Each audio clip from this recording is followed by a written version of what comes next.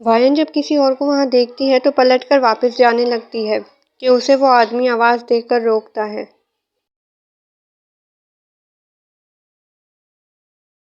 Hello Miss Wayan, you are looking gorgeous.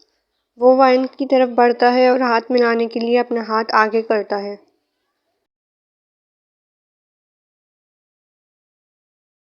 June, Mrs June. Jungkook अपनी खतरनाक नजरों से उस आदमी की तरफ देखता है और वाइन के पास आकर अपना हाथ उसकी कमर पर रखता है।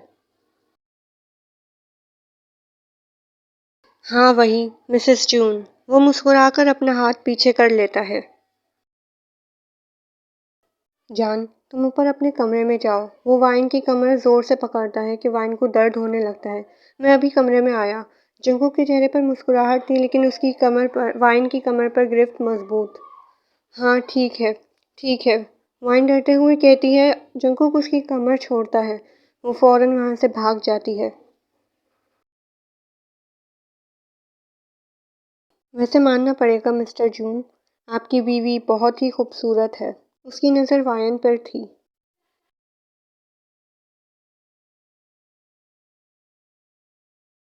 हाँ बिल्कुल, वो तो है। उसकी शैतानी मुस्कुराहट उसके चेहरे पर लौट आई थी और आंखों की वहशत भी।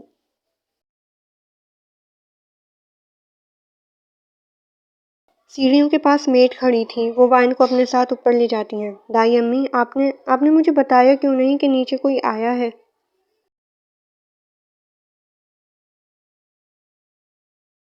अरे बेटा, मैंने कितनी आवाजें दी तुम्हें, कितना रोका।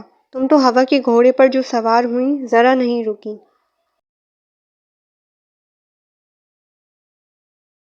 दाई अम्मी, अब क्या होगा? कुक, वो तो बहुत गुस्से में है। अब उसकी बात पूरी होने से पहले ही दरवाज़ा खुलता है और उसके सामने गुस्से से भरा उसका शौहर खड़ा हुआ था। वो वाइन की तरफ अपने कदम तेजी से बढ़ाता है। दाई अम्मी, आप घर जा सकती हैं अब।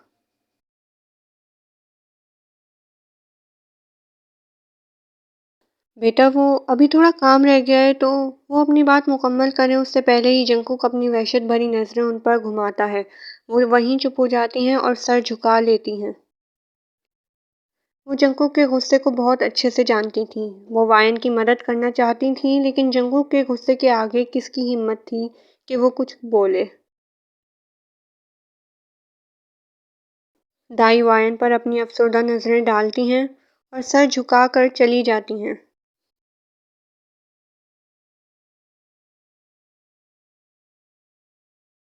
जंकुक अपनी नज़रें वाइन की तरफ घुमाता है और वहीं वाइन की सांसें रुकने लगती हैं।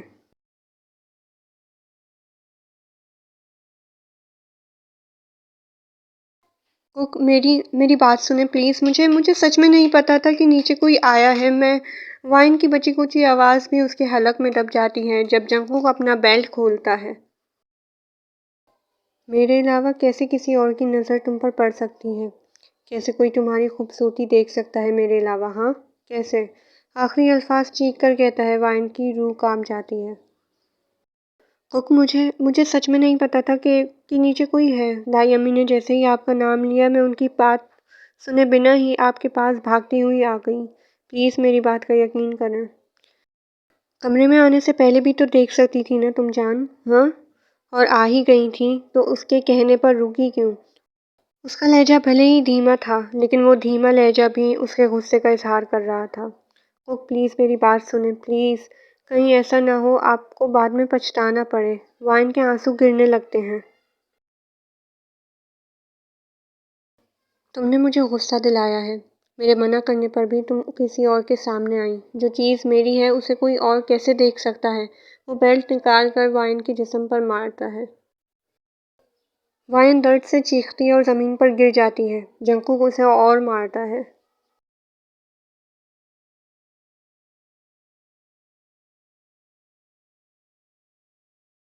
तुम सिर्फ मेरी हो जान, सिर्फ मेरी। तुम्हें देखने का, तुम्हें छूने का, तुम्हें प्यार करने का हक सिर्फ मेरा है, सिर्फ मेरा। वो बहुत बेरहमी से वाइन को मारता है। वाइन के जिस्म से खून बहने लगता है। आप बहुत जुल्म कर रहे हैं। आपको अंदाज़ा नहीं है। आप अभी होश में नहीं हैं। जब आपको अंदाज़ा होगा आप बहुत पछताएंगे। अच्छा मेरी जान, ऐसा है क्या? वो वाइन के बाल पकड़कर उसे खड़ा करता है और उसका चेहरा अपने चेहरे के करीब करता है। ऐसी बात है क्या? लेकिन तुम्हें क्यों अपनी गलती का एहसास नहीं हो रहा? किसी ने अपनी आंखें सेकी हैं तुम्हें देखकर, मेरी बीवी को देखकर। वो वाइन को धक्का देता है। वाइन बिस्तर की तरफ गिरती है। बिस्तर का कोना वाइन के पेट पर लगता है। वो अपने पेट पर हाथ रखकर जमीन पर गिर जाती है और बेहोश हो जाती है। वायन, वायन। वो वाइन के पास जाता है और उसका सर अपनी गोद पर रखता है।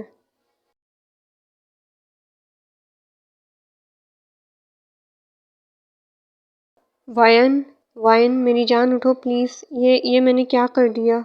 ये मैंने क्या कर दिया? जंकुक की आंख से आंसू गिरने लगते हैं। जंकुक वाइन की चेकअप के लिए डॉक्टर को घर बुलाता है। डॉक्टर वाइन का चेकअप कर रही थी और जंकुक वाइन के सिरहाने बैठा हुआ था। डॉक्टर, डॉक्टर सब ठीक तो है ना? मेरी वाइन ठीक है ना? उसे कुछ हुआ तो नहीं? जी आपकी वाइफ ठीक है लेकिन डॉक्टर खामोश हो जाती हैं। लेकिन लेकिन क्या? बोलें, बोलो। वो तेज़ आवाज़ में बोलता है। डॉक्टर चौंक जाती हैं। मुझे माफ़ करें, प्लीज़ बताएं क्या हुआ है। आपकी वाइफ प्रेग्नेंट थी लेकिन बेड उनके पेट पर ज़ोर से लगा था, शायद जिसकी वजह से उन्होंने अपना बच्चा खो दिया। I am sorry. ये क्या बोल रही हैं आप? जंगूक के पैरों तले जैसे ज़मीन ही खिसक गई हो। उसके आंसू और तेज़ी से बहने लगे थे। मैं अब अपनी वाइन को क्या जवाब दूंगा? कैसे बताऊंगा कि मेरी वजह से उसने वो वाइन का हाथ पकड़कर रोने लगता है। देखें, आपको अभी हौसला रखना होगा। आपको अभी अपनी वाइफ का भी संभालना है। उन्हें इस वक्त आपके साथ और प्यार की बहुत ज़रूरत है। जान, मैंने ये क्या कर दिया? अपने ही हाथों से अपना घर बर्बाद कर दिया। अपने बच्चे को मार दिया मैंने। वाइन को उसी वक्त होश आता है। वो जंकू की बात सुन लेती है। ये आप क्या बोल रहे हैं?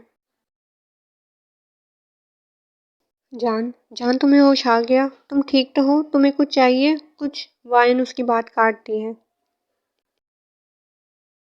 आप मुझे बस ये बताएं, अभी जो आपने बोला वो झूठ है ना? हाँ, बोलें। उसकी आवाज़ लड़खड़ाने लगी थी। जान, मुझे माफ़ कर दो। मुझसे बहुत बड़ी गलती हो गई। प्लीज़ मुझे माफ़ कर दो। वो वाइन का हाथ पकड़कर रोने लगता है। नहीं कुक, नहीं। वो ज़ोर-ज़ोर से रोने लगती है। उसके दिल पर जैसे किसी ने खंजर घोंप दिया हो। किसी ने उसके जिस्म से उसकी रूह निकाल ली हो। जान, वो वाइन को गले लगाने लगता है लेकिन वाइन उसका हाथ झाड़ देती है और बिस्तर से खड़ी हो जाती है। मेरे पास मत आना। कातिल हो तुम। तुमने मेरे बच्चे को मार दिया। मैं कभी माफ़ नहीं करूँगी तुम्हें, कभी नहीं। वो पहली बार जंकुक पर चीखी। वो मेरा भी बच्चा था वायन। मैं भी तो। वो सिर्फ मेरा था, सिर्फ मेरा बच्चा, जिसे तुमने मार दिया। मुझे तुमसे कोई बात नहीं करनी। जाओ तुम यहाँ से, जाओ। जान, लेकिन मेरी बात। वायन उसे कमरे से बाहर निकाल कर दरवाज़ा बंद कर लेती है। ये तुमने क्या किया? क्या किया तुमने जंकुक? वो दरवाजे पर टेक लगाकर बैठकर जोर जोर से रोने लगती है। उस आदमी की आवाज़ पूरे बेसमेंट में गूंज रही थी जिसे जंकुक के आदमी जानवर की तरह मार रहे थे। रुक जाओ, जंकुक अपने आदमियों से बोलता है। वो सब उसे मारना छोड़ देते हैं और पीछे हो जाते हैं। जंकुक, जंकुक प्लीज़ मुझे छोड़ दो। मैंने तो तुम्हारी बीवी को हाथ तक नहीं लगाया था। लेकिन तुम्हारी गंदी नज़रें तो मेरी बीवी पर थी ना। और क्या कहा था? गॉर्जियस लग रही हो बहुत। हाँ? जंकुक, जंकुक प्लीज़ मुझे माफ़ कर दो। मैं आज के बाद कभी तुम्हारी बीवी को नहीं देखूंगा। मैं वादा करता हूँ। जून, जंकुक जब किसी को सज़ा देने का सोचता है ना, तो वो उसे सज़ा देकर ही छोड़ता है। और बात जब मेरी बीवी पर हो तो मार कर। जंकुक अपने बंदे को इशारा करता है। उसका बंदा उसके हाथों में ड्रिल मशीन देता है। जंकुक उसे चलाता है। जंकुक उसकी सीधी आंख में वो ड्रिल मशीन डालकर चला देता है। वो आदमी दर्द से तड़प रहा था। जंकुक उसकी दूसरी आंख में भी मशीन डाल देता है। इसी तरह हाथ और पैरों पर भी चला देता है। 3 महीने बाद। वायन अपने कमरे में बैठी थी। वो उस हादसे को अब तक नहीं भूल पाई थी। हर गुजरता लम्हा उसे याद दिलाता था कि अभी उसका बच्चा होता तो कैसा होता। जान, वो कमरे में आता है। जान, चलो खाना खा लो।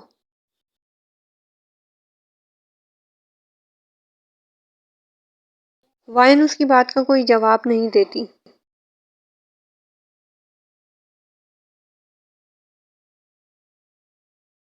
वो वायन के पास आकर बैठता है। जान, खाना खा लो, प्लीज। मुझे अपनी ये झूठी मोहब्बत दिखाने की ज़रूरत नहीं है। मुझे नफ़रत है तुमसे, नफ़रत। तुम्हारी शक्ल भी नहीं देखना चाहती मैं। ऐसा मत कहो। तुम्हें अंदाज़ा भी नहीं है मुझे कितनी तकलीफ़ होती है जब तुम मुझसे इस कदर नफ़रत का इज़हार करती हो। तुम यही डिज़र्व करते हो जंगकुक। तुमने जो किया है ना उसके लिए मैं तुम्हें मरते दम तक माफ़ नहीं करूँगी। तुम मुझे बताओ तुम क्या चाहती हो? जो सज़ा दोगी मुझे मंज़ूर है। हर दर्द, हर तकलीफ़ सहने को तैयार हूँ। बस तुम कहकर तो देखो। अच्छा, जो कहूँगी वो करोगे? वाइन अपने आंसू साफ करती है। सब करूँगा। जो भी सज़ा दोगी वो मंज़ूर है मुझे। तुम बोलो। जंकू के आंसू लगातार बहते हैं।